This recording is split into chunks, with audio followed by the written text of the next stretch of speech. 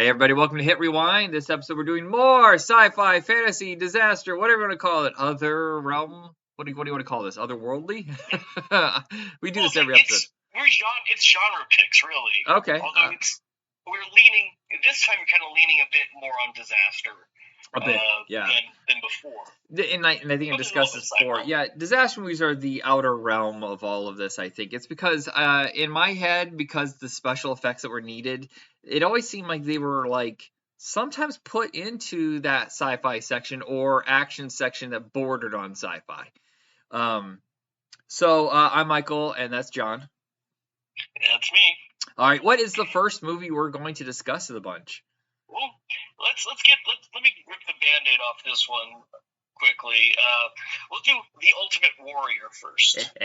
Considering I just finished it 2 minutes ago. Hot take. This is Robert Klaus's best film, and I know that includes Enter the Dragon. This is his best film. And it's not like there are great movies in there at all. He was always a C-level director at best. But I actually think this is my favorite of the bunch. And I would disagree with you on that. I definitely would go Enter the Dragon is far better than this. I was so bored. Oh, really? I had so much fun watching this. Yeah. Everyone is sleepwalking through this film. Yul Brynner, who I really do like, you can just tell he is off screen, just going, I'm doing this for the money. I'm doing this for money. I'm doing this for money. Yeah, and that's most of the budget. They shot this on the Warner Brothers backlot. I mean, you've seen this lot, the set piece, or what do you want to call it, the downtown set, for decades. I think they even used it in Friends. And it's very claustrophobic, tightly budgeted kind of thing. So like all the money went to those two guys. There's bits and pieces I don't understand in this movie. I clearly. They cast Yul Brynner because he was the only guy that was a name, I guess, to say yes. You just know that because he is not fit enough for this role, in my opinion. He's wearing that little belly cover. Did you notice that? Yeah. Oh yeah. And well, it's like again, we're going like Enter the Dragon. Like this film has got fight choreography that is so lazily planned out. The fighting, yeah. Yul Brynner's supposed to be this cool, kick-ass knight fighter, and basically just people kind of fall into his knives. It's not really that he's doing anything.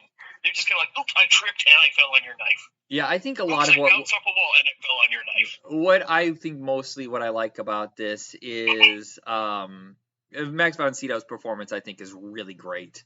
Yul Brynner, that's a side note. I like the cast around him. I like the weird oddballs that they have. There's not a lot of names in this, of course. Not even like recognizable TV guys.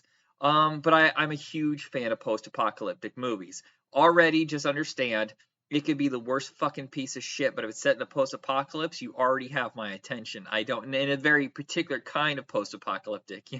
So, look. Yeah, but that's even then. It's like, I mean, something like, say, Mad Max, which the first film is kind of on the edge of a post-apocalyptic future, felt more post-apocalyptic than this movie was. This basically just kind of felt like it's the Warriors, but everyone was on vacation except for a couple of people. Well, and what felt like to me was this is... Oh, sorry, you weren't done. Go ahead. Oh, no, it's like, it's been that shot on a lot. They don't really have a whole lot of any kind of life, quote unquote, in this film. We have the cast and the gang cast, but that seems to be the only people in this entire 2-block radius. Well, that's the kind of thing though, is that they're trapped and they can't really get beyond their core building. It's really dangerous just to leave their little fortress. So I mean that kind of helps aid the fact that it is a very claustrophobic, lower budget film, is to keep it basically in one location, kind of like Assault on Precinct 13. Yeah, but at least with Assault on Precinct 13, the action is interesting, and the cast is way better. It's a home invasion, basically just a huge home invasion, film.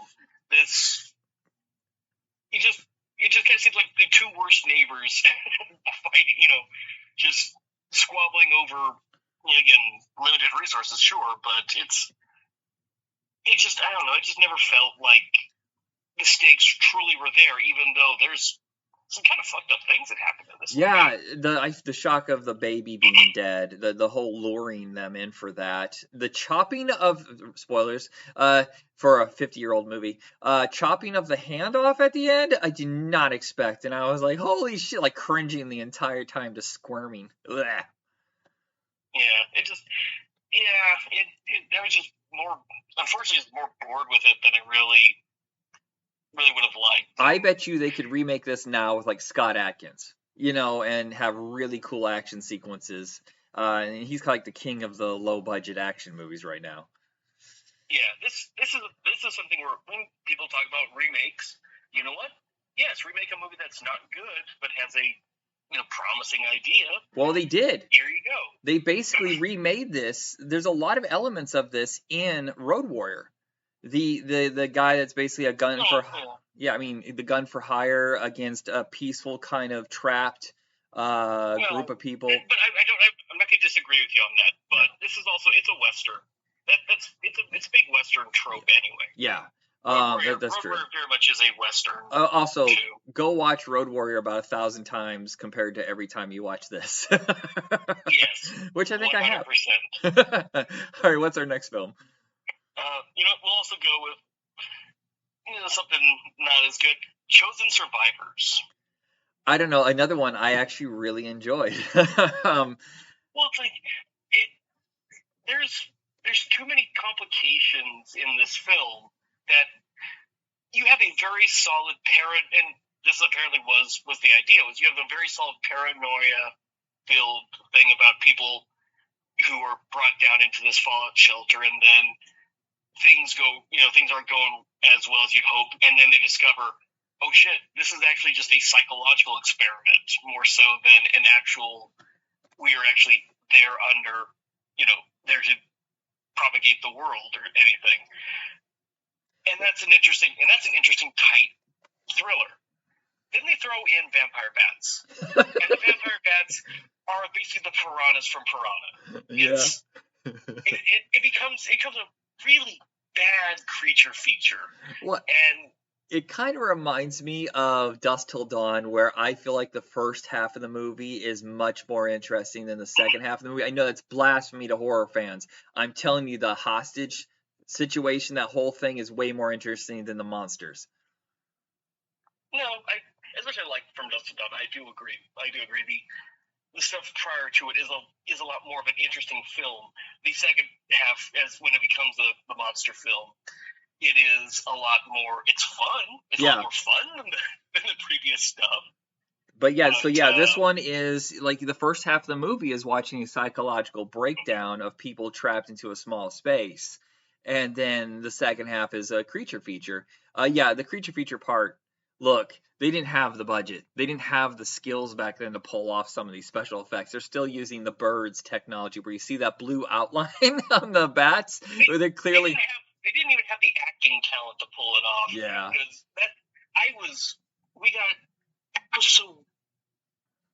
the opening of this film really did set the tone for me of why I wasn't a fan of this. It was watching the people just kind of, as if it's in slow motion. And that was weird. Speed slow motion, or if it is because they're all drugged.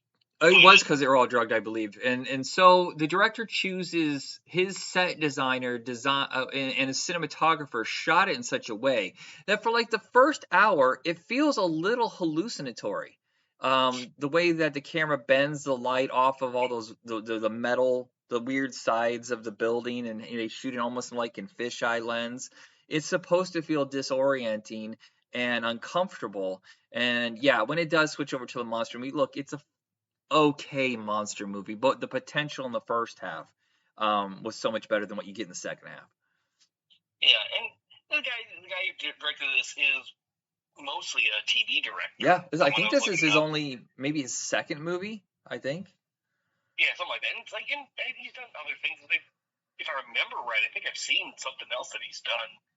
But it's like, overall, it felt like it was a TV movie.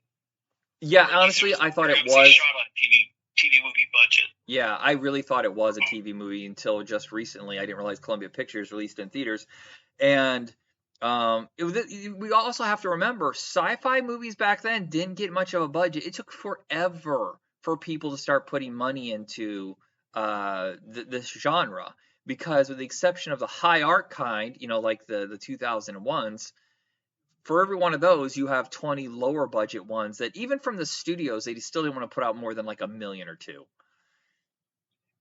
Yeah, it's I don't blame the effects or anything like that. Again, I've watched plenty of bad sci-fi films, but there's always some charm to them. And this, like I said, from I said, apparently the bats was always just an afterthought that they felt like they needed to add something else to. Yeah. It's funny is I feel like the giveaway that it's all a experiment instead of a real apocalyptic event is when they mention the other facilities have a certain amount of people, which are way more than what they get at this facility, which is what, like 9? And they're like, oh yeah, we got 350 people at each facility. I'm like, wait, why are there only 9 of us? That seems a little bit odd. Like, no one questions that at all. Yeah, well, I'm also kind of listening to that going, we have 25 facilities, and with this thing, like, yes, where are these facilities? And B, that doesn't seem to be enough that if we're facing the annihilation of the human race, that's not exactly enough to create a needed genetic. Oh God, I can't think of the word, but basically, there's not enough people to sustain the human race if you're trying to rebuild. So. Yeah, 9 people, and half of them are too old to have kids. Not gonna. Yeah. All right, what is our next film? You know what? We'll go from a weird hallucinogenic dream to a total hallucinogenic dream with the Phantom Tollbooth. Holy fuck. I'm still confused on what this movie was about, what it was. I felt like I was dropping acid. Yeah, man. You think Wizards? Fucking Ralph Bakshi's Wizards is weird? Animated movie? This is even weirder. Well, yeah, a big part of it is that, and I've never read the book, I've never seen this movie, which is weird because it's a Chuck Jones directed film. Yeah, same. I'm surprised I've never actually seen this movie. But a big part of it is, like, the book was about basically, like, the importance of education, and that's kind of what the kid's little journey is that he's learning things and using the stuff that he has already learned in quote-unquote practical means of this weird fantasy, Alice in Wonderland-y world where he's on a quest to find these 2 princesses and stuff. Yeah. This is one of those where Warner Brothers. No, I'm sorry. This is a Warner Brothers acquisition. MGM made this, and when they were done, they didn't know what to fucking do with this because they didn't think they could sell this to an audience, and so it sat on the shelf for I think 2 or 3 years, and they just dumped it like on 200 screens with no promotion really whatsoever, and nobody got it. Like, I do not know if this is really meant for kids in any way whatsoever. This is meant for, like, not even dorks like me. It's a very particular thing. If you love Buckaroo Banzai, I feel like this is lined up for that kind of weirdness, like the high-end, super intelligent weirdness. Well, again, it was a well-known children's book. It is there's a lot to it that it was supposed to be towards kids, especially with, again, you have, and what's weird is I couldn't place it, and I still really can't. Like, Butch Patrick, his voice sounds really familiar. And it's like, yes, he's Eddie Munster. Fine. Yeah. I never really watched the Munsters. So that's not where I heard his voice from. But it's like, I'm sitting there trying to place it. What's it from? I don't know. I literally cannot tell. Oh, okay. I thought maybe was he Charlie Brown at one point? But no. It's like, I don't know why. I guess maybe it's just that little boy voices at some point when they're at a certain age, just kind of sound generically the same. Oh, yeah, maybe. So, it's like, especially like, thinking about the Munsters, whose voice I could clearly hear is Fred Gwynn. All the entire cast. Hey, he's the only voice that I could know. Yeah. Oh, yeah, that's. Well, and this is, unlike animated movies of the last, 20, 30 years, back then, they didn't usually have name actors. They would have a couple in the Disney ones, but really they didn't cast name actors. They were like the animation go-tos.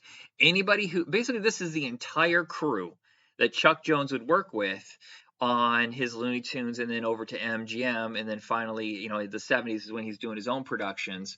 So this is all, and Michael Maltese is in this doing production design. He's got his writers, Abe Levithausen, like all these really great guys that he made all the classic animation with are here with a much bigger budget, and they're going fucking wild. And I mean, they're not holding anything back. These designs are crazy. The set pieces are amazing. The plot itself is almost cryptic. It's like, what the fuck are we talking about again? Kind of feel. Yeah, the problem is it's more just seemed like a set of vignettes more so than an actual plot. Yeah. And I would say it has horrible songs. It does. Well, tell me this: Noise is probably the only good one, and you kind of hear that pause, or do I want to say halfway good, or it's maybe the only listenable one of the whole lot, and I don't want to ever hear that song ever again.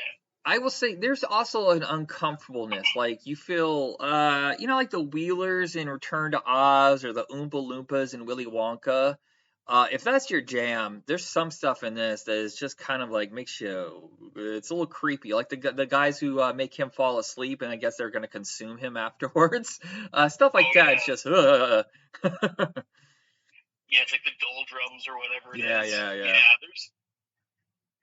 There's a lot of weird stuff. Like there's one of the demons that he fights has no face and stuff, and it is kind of a weird, jarringly creepy dude. Yeah. So I will say this. Originally, the Chuck Jones had optioned a story from the same writer called The Bear Who Wasn't a Bear. He didn't get to make it until after this movie was done production. You can find it on YouTube. It is my absolute favorite animated short. It's Chuck Jones, same exact team, same exact story, except this one is really coherent and it's just really funny. It's about a story about just the absolute stubbornness and egotistical bullshit of mankind. And I can't believe he was able to get it made. If it wasn't Chuck Jones, I don't think anybody else could have. True. And especially, and that's the thing, is like, if you like Chuck Jones's work, I would say watch this, because you're getting like premium Chuck Jones. And as you said, it's his whole staff. It's, if you needed to see something that was him, this is pure Chuck Jones. Yeah, it's even live action segments which weren't directed by him. Yeah, feel very Chuck Jonesy. Whenever someone brings up their favorite old school animator and it's not Chuck Jones, I have to question, are you serious? And if they say Tex Avery, I will give them a pass. But Chuck just had the Frizz is funnier, but I don't think he had the same eye for design. He just, the way that he would, he had, I think, funnier scripts, but I just don't think he was anywhere nearly as talented. His design work, Chuck Jones, is just astounding. And his crew. He's the master of the craft. Or was a master of the craft. Yeah. Anything else you want to say about this before we move on? No, I think we got into that one pretty good. Okay, what's next?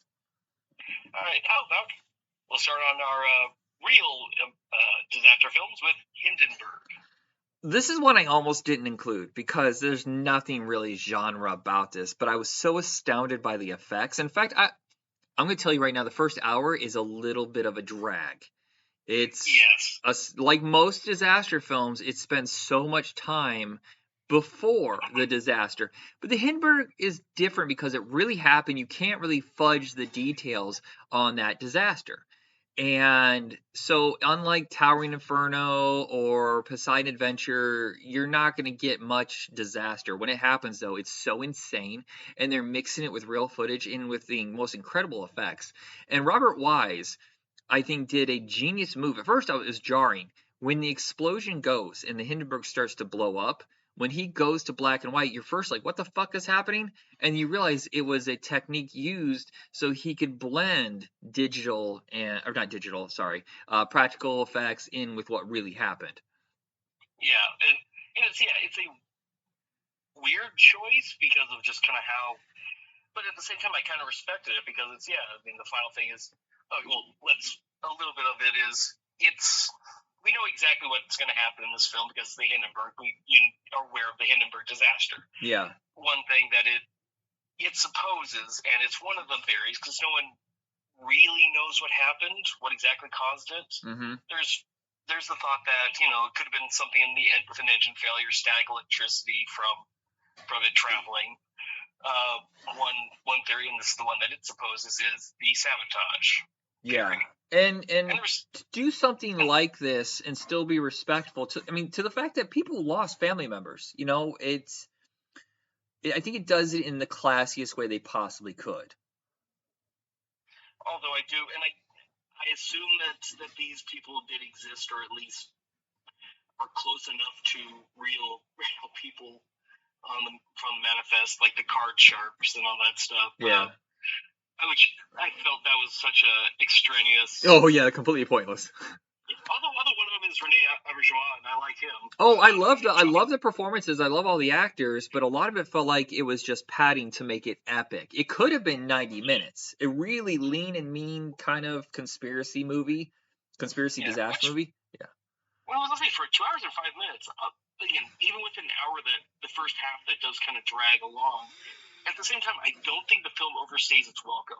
Yeah. Because it does still manage. You have George C. Scott running around the Zeppelin trying to figure out who the bomber is, and then when he does find the guy, you start getting I sympathize with this guy because the disillusionment with the Nazi regime and everything.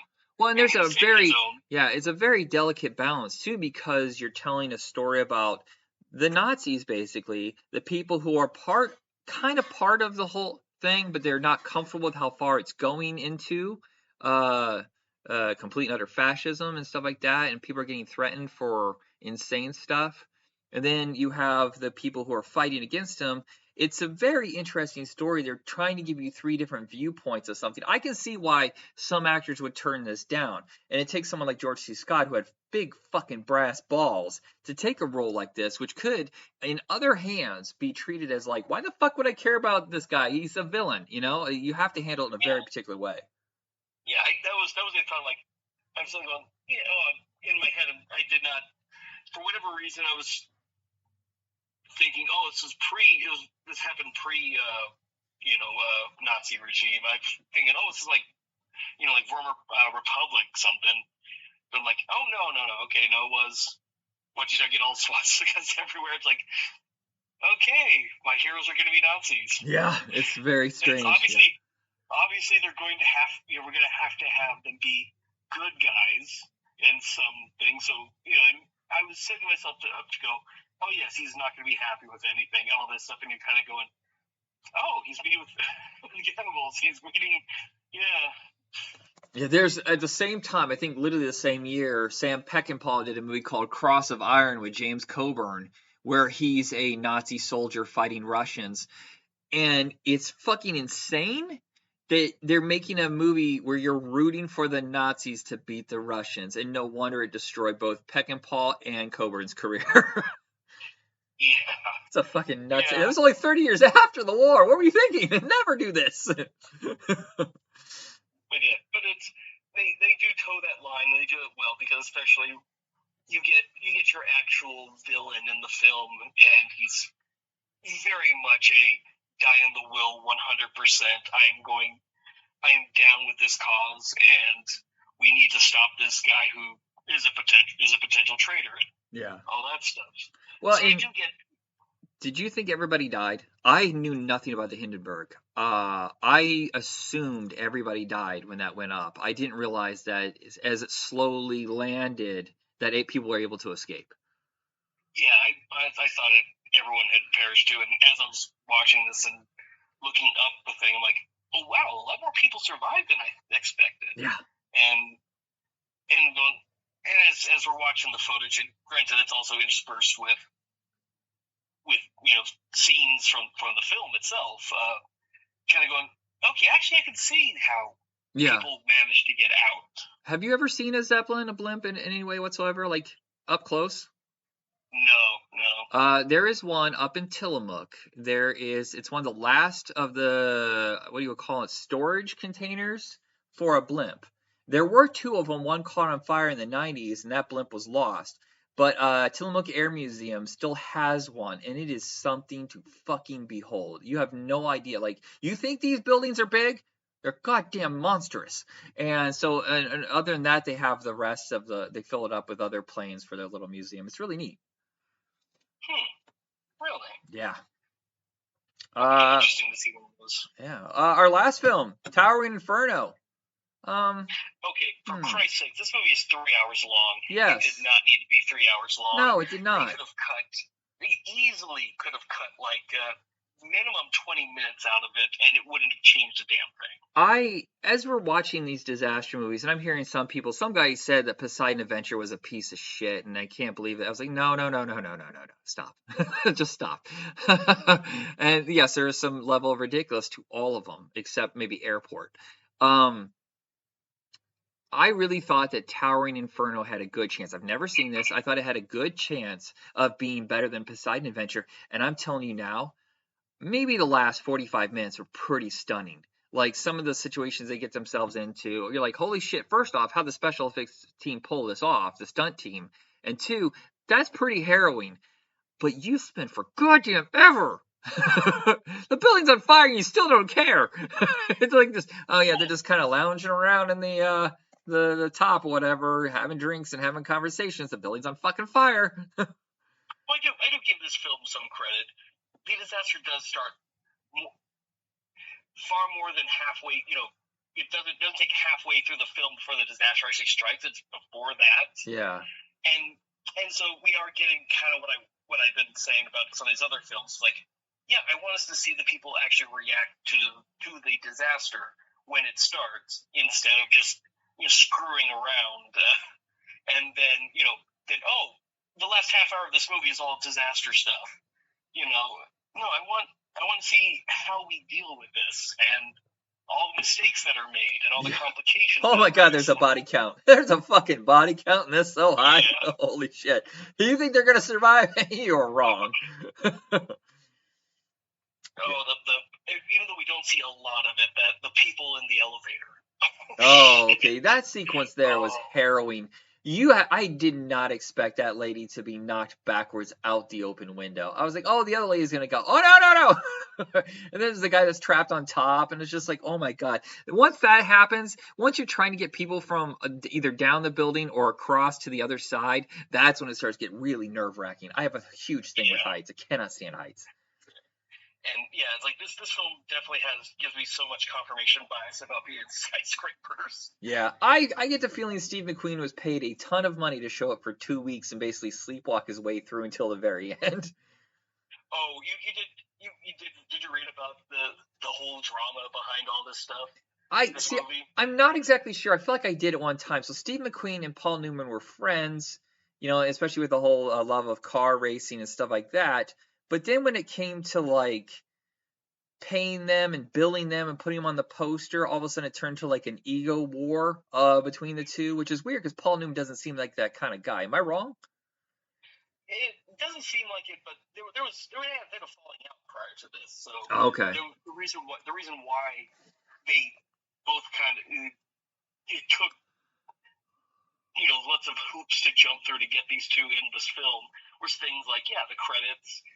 It's staggered in a way so that Steve McQueen and Paul Newman both quote unquote get top billing. Yeah. Because depending on how you're reading the credits, it's either if you're top to bottom. I think it's Steve McQueen gets Paul Newman gets it there, and then it's left to right. Steve McQueen is first on that. Yeah, but Paul Newman clearly is the star, even though there's a lot of people in this and there's a lot of a lot of focus on other people. But Paul Newman clearly was on set for probably the whole damn thing. Probably, but I think it's one of the biggest problems with it is well, for them anyway, was that they were supposed to have the same amount of dialogue in the film, but apparently Paul Newman had 12 lines of dialogue more than Steve McQueen did. My fucking god. And but then McQueen's character doesn't show up until like 43 minutes into the film when the fire starts. So a good chunk of Newman's dialogue has already been used by the time he shows up. And then Newman camp was also kind of pissed off because Steve McQueen was playing an authority figure. So he, quote unquote, socially outranks Paul Newman. in the thing. It's My God. one of these things where it's so ridiculous. Yeah, this kind of horse shit makes me so exhausted whenever you read that. You're like, oh, well, we had to give 3 lines over to this guy that belonged to him, and then it doesn't make sense coming out of their mouth. And I don't want that kind of filmmaking. That's so fucking dumb. Yeah, and then you also have William Holden in this film. Also, he wanted top billing. Well, his career was kind of in decline. Yeah, I was gonna say it's because of this and the a couple movies in the 70s that Network and The Omen 2 is he started to get he was not in a position to make this kind of fucking argument. Yeah, well, it's funny. He managed to actually get a better cut of the profits post film. Really? And so he actually made out better than Steve McQueen. Yeah. Well, and I forgot, Faye Dunaway, notorious pain in the ass when it comes to making movies. That must have been a headache too. Yeah, there's something where I forget who it was, but apparently she was late and doing that. It might have been William Holden actually, basically kind of confronted her in a, let's just say, not kind way. Yeah. And more or less threatened her, and she, ended up not fucking around after that point. But, this is not filmmaking. Yeah. This is ego serving while making a movie, and maybe that's why the movie I don't like it that much. There's maybe an undercurrent where I just like, these guys are shitty people. I don't know. Maybe that's just subliminal. but yeah, if this film wasn't the 3 hours, I think I would have liked it better. But honestly, I do kind of prefer this over Poseidon Adventure. No. But I will sit there and go, I would probably watch Poseidon Adventure more often than I would this because, God damn.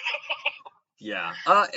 Well, if you really want to watch another movie, hey, do you love Die Hard and Towering Inferno? Watch Skyscraper with Dwayne Johnson. It's not any better, but it's at least faster. Well, it's funny if you bring up Die Hard. That's actually the guy who wrote the book. That became Die Hard. He saw this and had a dream, and then he turned that dream into a book that ultimately became Die Hard. Nice. Is that all the movies? I think it is. That is all the movies. Of the disaster movies so far, and there's only a few more, I think. What do you think your favorite's been so far? Actually, I probably would go Airport. I think that one is, I think, the most interesting film of them. I think Skyjacked.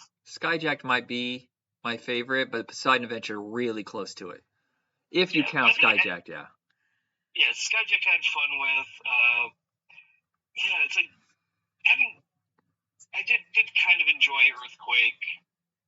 There's some fun in that. This one again, I think it looks remarkable. It's a hell of a good looking movie. So yeah, we're on the lower end now. We've hit our peak, and then we're just gonna have diminishing returns. But will these diminishing returns still be kind of fun and entertaining and trashy? I don't know. Let's find out. I've only seen like one other movie on this list of disaster movies, so I'm kind of curious. I can't wait. Because these are gonna. I am sure once we start getting to the cheesier side of things, it's gonna be interesting. Yeah. All right, everybody. That is it for this episode. Thank you for listening, and John, thank you for hosting. Thank you very much. All right, and we're out.